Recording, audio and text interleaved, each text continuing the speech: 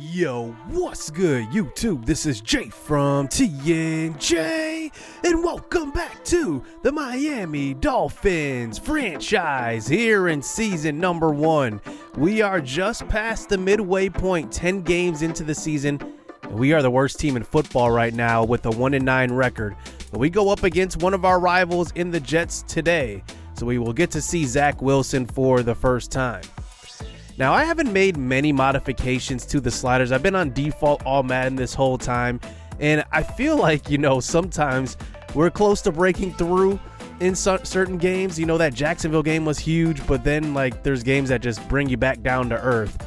But there are a couple of tweaks I want to make with these sliders. I want to bring wide receiver catching down and tackling down.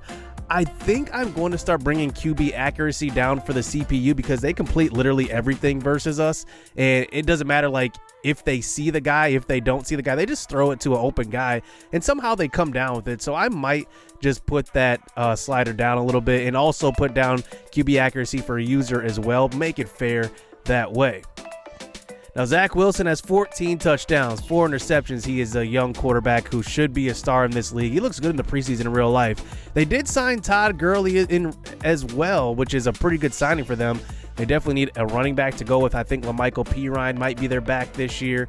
I don't believe they have Frank Gore anymore. But they did sign Corey Davis to a huge deal in the offseason. They definitely have big expectations for him. And we'll see how the Jets do. They have one of those really good young rosters, and they had an excellent draft. So we'll see what happens with them. Now, Terrence Pitt-Howard has been doing pretty well. I am excited to develop him, especially having this new dev trait at star. We'll see. Another young guy I definitely want to develop is Preston Williams. I need to see him step up, especially since Devontae Parker is leaving.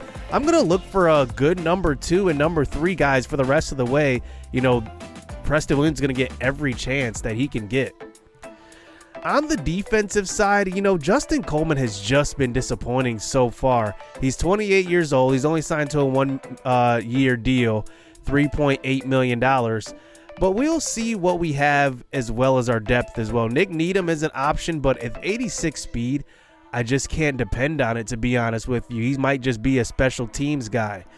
But then there's Noah Igbenogany. The Dolphins had 3 first-round picks last year: Austin Jackson, Tua, and Noah Igbenogany. And Noah Igbenogany is going to get a chance here. He is a press man cover corner. He started 2 years at Auburn, and he is a guy that I'm going to get playing to in the slot today. So he gets his first start in the nickel spot this game versus the Jets.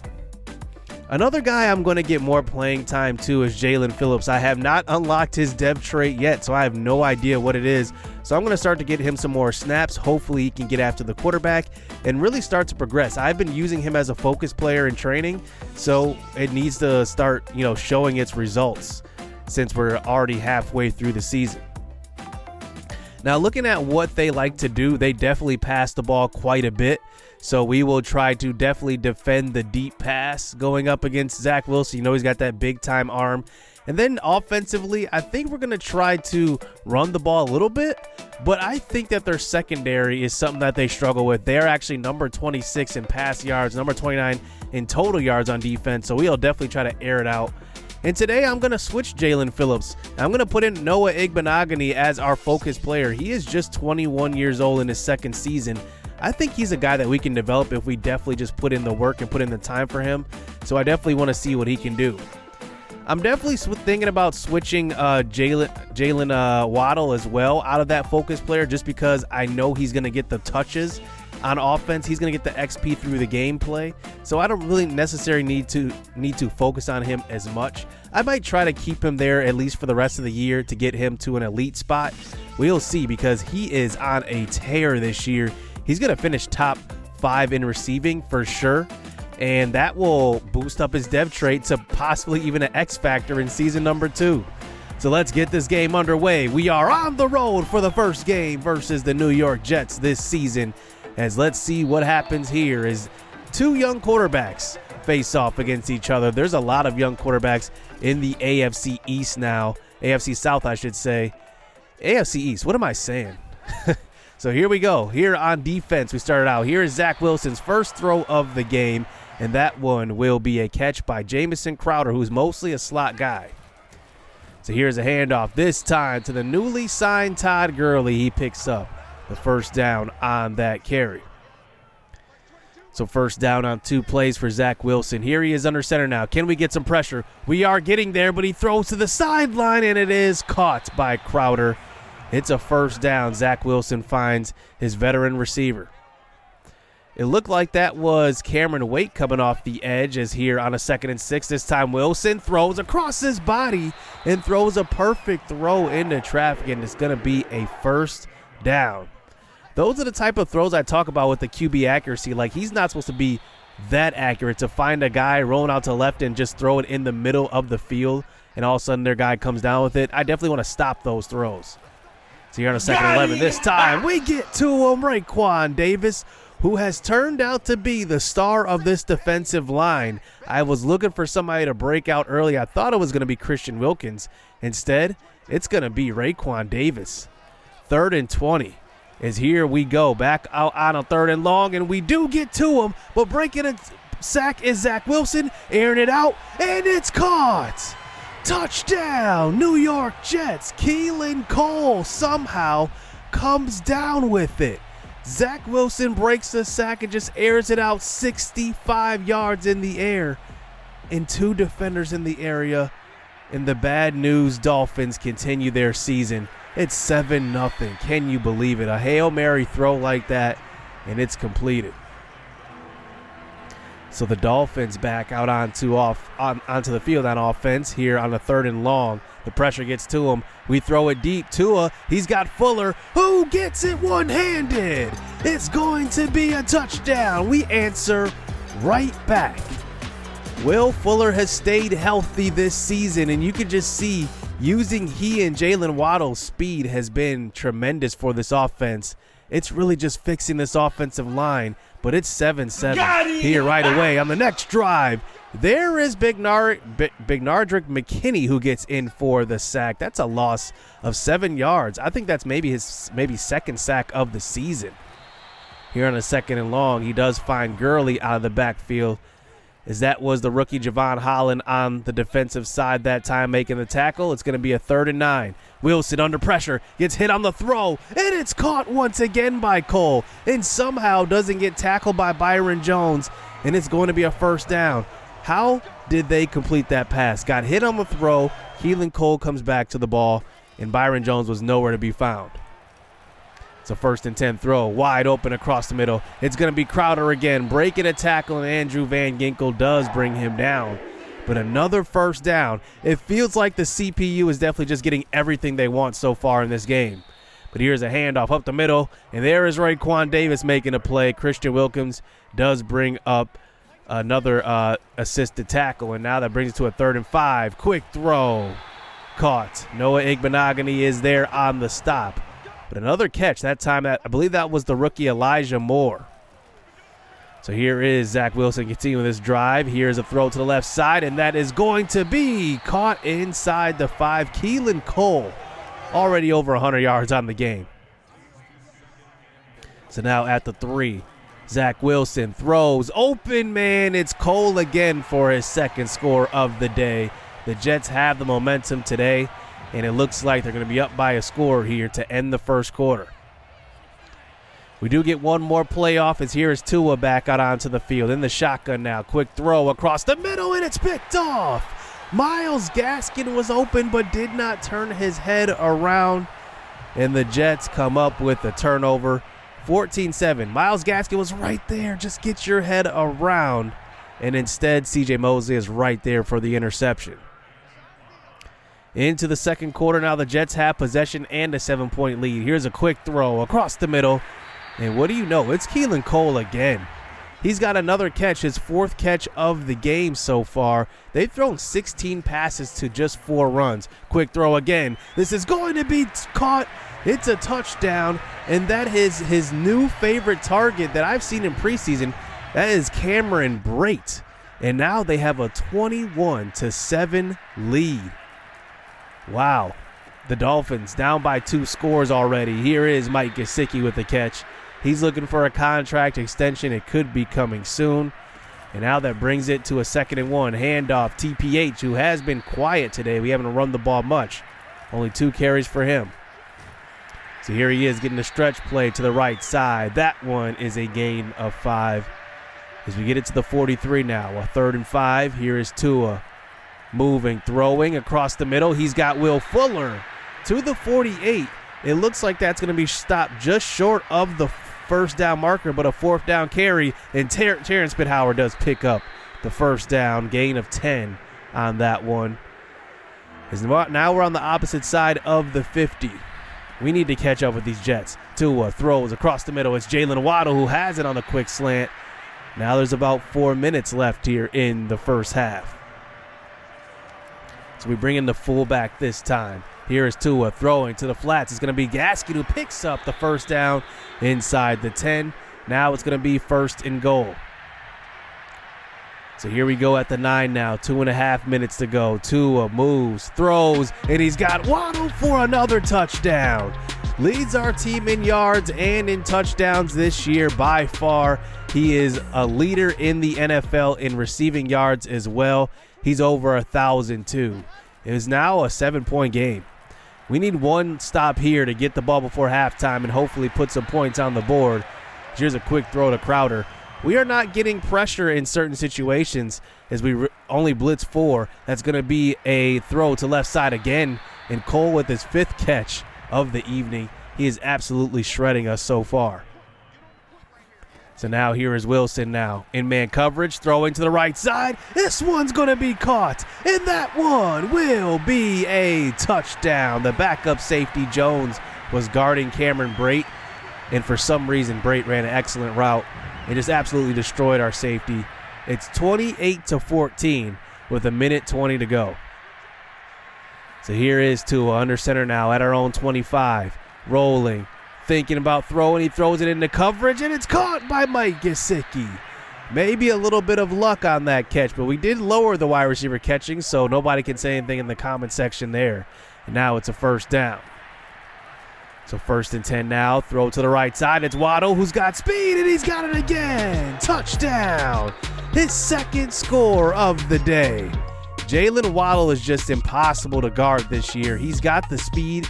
And if he gets that superstar X factor, he's going to be really, really unstoppable. It's now 21-28, a shootout here in the first half. If it wasn't for that turnover earlier, this could be a tie ball game when Myles Gaskin did not turn around for the football. And honestly, 2 of their scores were kind of lucky because those first couple of drives, they had CPU plays all over them. Here's a throw to the right side. It's going to be Crowder who gets it and just outruns the defense.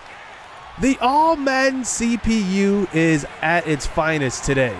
How does this happen? He gets the ball, and for some reason, Noah Igbenogany doesn't even attempt to make the catch. He outruns the first defender, outruns the second defender. Terrible angles by the Miami defense, 35-21. I think they've gotten all the cheese today. So here is Preston Williams now, 17 seconds left. We have a couple of timeouts. Just trying to get into field goal range here. Here's a quick throw. It's Will Fuller who's got it. Getting to the 45 now. We call our 2nd timeout. Man, here we go. 35-21. 11 seconds left. Tua under center this time. He's going to try to load up and throw the ball into traffic, and it's going to be knocked away. That's going to be Gesicki who had it in traffic, but nobody to throw it to. And now one last Hail Mary, but we throw a quick pass to try to get into field goal range, and the clock does run out. Waddle with the catch. But that's how this half ends. I feel like the all-Madden CPU is definitely getting the best of me today. It is 35-21. So here we go to start the second half. I definitely want to stop their passing attack because they have definitely been killing us. But I want to get the short passing game going as well. So we actually turn on our defend short pass, and then we definitely give a boost to our game plan for our short pass on offense. Definitely want to get those 2 things rectified as Zach Wilson has completed literally everything so far. So here is Tua now. Here's a quick throw, and there is that short pass going to Preston Williams for the first down. I said I wanted to get him going. That's a great start right there. So here's a 1st and 10 handoff this time to Myles Gaskin, who has had fumbling issues so far this year. He gets just his 2nd carry of the game. Here's Terrence Howard, his biggest hole. He breaks the tackle. Now on the other side of the 50. He's at 42 yards in this game, and it's a 1st down to about the 38-yard line. So here is Tua now under pressure. He just gets rid of it and does throw this one away. Hunter Long was in the direction of that throw. But now here's Tua throwing to an open Fuller, and he has a catch, holds on to it as well, beating Bryce Hall in coverage. Fuller's over 100 yards with that catch. So here's Terrence Howard now. Using that power, he runs over defender for a gain of 7 yards. Now at the 9, 3rd and 1. Here is Tua trying to step up in the pocket, and he goes down. He may have run into his own offensive lineman trying to pick up that first, and now it's 4th and 1. Now at the 9, we're going to go for it. Here's a handoff, and Terrence Howard gets absolutely stuffed. Our offensive line is just very frustrating this year, and that time we just get overpowered by their D-line.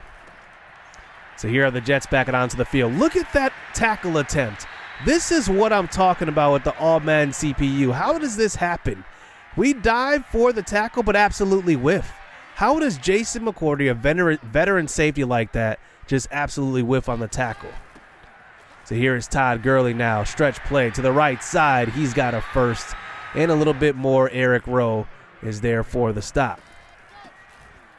So now at our own 38, here is another handoff, this time to Gurley. He picks up another gain of about 6, maybe 8 yards on that one, bringing up a 3rd and 4. Quick throw. The pressure was right there, but somehow Zach Wilson still gets it away. 23 of 26, 5 touchdowns, 350 yards passing. Just an incredible day. Look at this throw. Just these throws right here are frustrating. He turned his body around, still threw a perfect dime on the sideline. We definitely have to adjust some things. But look at this throw. An easy one, and it's incomplete. It's just funny how this is working. 3rd and 8. Zach Wilson in the pocket. Throws. That was an excellent throw. Finding Keelan Cole in the 2nd level. It's going to be a 1st down. Noah Igbenogany on the coverage. He's going to make mistakes as a 2nd-year pro, but we're going to have to ride with it. So here is Wilson now in the pocket. Coverage is good, and he goes down. This time it's McKinney, his 2nd sack of the game today, bringing it to a 2nd and long now. Wilson in the pocket, throws to the right side. He's got Brate. He gets pushed out of bounds at the 12, but another 1st down, or another big-time throw, bringing it to a 3rd and 6 at the 12. Wilson in the pocket. He's got all day. Where is the pressure? Throwing, and it's caught, but Jamison Crowder does lose yards on that one. I guess he doesn't lose yards, but he doesn't pick up enough for the 1st down. So now it's 38-21. Kickoff return. This time Albert Wilson puts it on the ground. Denzel Mims picks it up. It's a touchdown. You can't make this up. The all-Madden CPU for the Jets is definitely just destroying us today. And even that play right there, we fumbled on the kickoff, but did you see Denzel Mims pick up the ball and our guy just not make the tackle? How does that happen? So here is Tua now, inside of 7 minutes left, and it's a sack on Zuniga. I mean, they are just absolutely dominating us no matter what we do well. Like, we were doing well in the first half. We had 3 scoring drives, and now it seems like the Jets' offense can't be stopped. The Jets' defense is guarding everybody really, really well. And now that brings us to a 3rd and 14. Look at the offensive line getting abused now. Almost picked off. And that was Eichenberg who got beat on that one. Now it's a 4th and long. We just got to go for it. We're down by 24, 6 minutes to go. Here is Tua now in the pocket, trying to buy some time. He gets stripped. Another strip sack, and Fadukazi picks it up. It is a touchdown. That is Franklin Myers, actually, and it's going to be the game. 51-21 here. The Jets just absolutely dominate.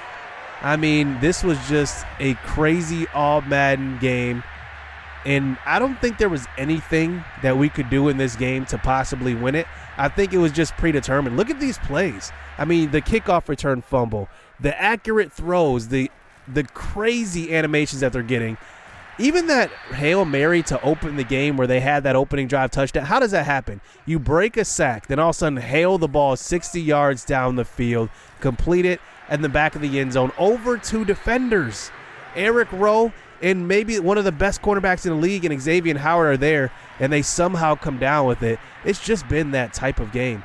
Here is Tua throwing across the middle late in the game, finding Preston Williams, and he just gets it broken up. Those are the type of plays right there. If that was a CPU throwing that pass, that would be a touchdown. 3rd and 2 now. We run the triple slants. I like this play, actually. Throw to the sideline, and that is caught. Mike Gesicki has it. Tua has actually not been bad. 3 touchdowns, 1 interception today. But look at this. Free blitzer, and it's going to be thrown away. Josh Jones playing right tackle. For some reason, double-teamed the end on that one, leaving a free blitzer. And now it is 3rd and 10. This time, Tua throwing deep to the back of the end zone. He's got a man, and it's going to be Fuller. Incomplete. We maybe should have had a possession catch on that one instead of aggressive. Now it's 4th and 10. Throwing. Incomplete. Once again, a free blitzer coming at Tua. This has got to change. Austin Jackson is at our left tackle. He was a first-round draft pick last season in real life. They had 3. And Austin Jackson is just getting straight abused this year. I'm thinking about moving him over to right tackle next year. I'm not sure, but we definitely need to solve that left tackle position. And I think that Austin Jackson might need to go to right tackle. It's definitely not working on the left side. He's giving up too many pressures, and especially with Tua being a left-handed quarterback, it's hard to throw the ball to the left side of the field when basically your front side, you have pressure right there. You can't even roll out that way because the protection is just so bad. Now, Jason McCourty missed that big tackle, but that was just that animation that I kind of pointed out earlier that it's like, what can you do? Like, the animations in this game are kind of head-scratching at times, and I think this was one of those games where it was like nothing we can do in this game. 30 of 34 for Zach Wilson, 409 yards, 5 touchdowns, 88 completion percentage. They went 8 of 9 on 3rd down. They didn't even have to go for it on 4th down. They were 3 of 3 in the red zone. I mean, they were just absolutely crazy dominant in this game, and no matter what we threw at them, they beat it. It was zone, it was man. They just beat us in every single way today. Well, at least we can just continue to upgrade some of our young guys. Raekwon Davis was a draft pick in the 2nd round in 2020, and he has turned out to be an excellent defensive player. But we need to get him some help. Who else is going to get after the quarterback? McKinney did have 2 sacks. Maybe that's the start of something. Adam Butler is a veteran defensive lineman. He goes up +2 power moves. He is only 27. We could still sign him and have him as a depth defensive lineman. We'll have to see. Right now, we're trying everything. Liam Eichenberg is actually a 72 overall right now, but with morale, he's at 70. But he is actually turning out to be a decent left guard. I definitely want to get that awareness up because sometimes he gives up pressures when he does not need to. 10 losses on the season. We are 1-10, and we go up next week against the 6-5 Carolina Panthers. But in our press conference, there have been a lot of questions about our future as head coach due to the lack of success this season. How do you see this season ending? We're going to answer that confidently. It's no secret that you have to perform in this league to keep your spot. My expectation is to finish strong and tally some wins down the stretch. And are we on the hot seat? I'm not sure. But after that presser, we get a text message from the GM. You're saying all the right things, but the bottom line is we need to do the right things on the field. I want you to be here next year, but if we can't turn it around and finish strong, it's going to be hard not to justify making a change. We are currently on the hot seat. We have to avoid losing multiple games for the rest of the season to keep our job. Now, I have it so that you can't be fired in this franchise. I have the setting on it's only CPU firing, but I'm not sure if the scenario engine will overwrite that. I am not sure at all. That might be in place where it overrides that setting. I'm not sure. So we'll have to see going into next week. We have a breakout player in the name of Will Fuller going into next week as well.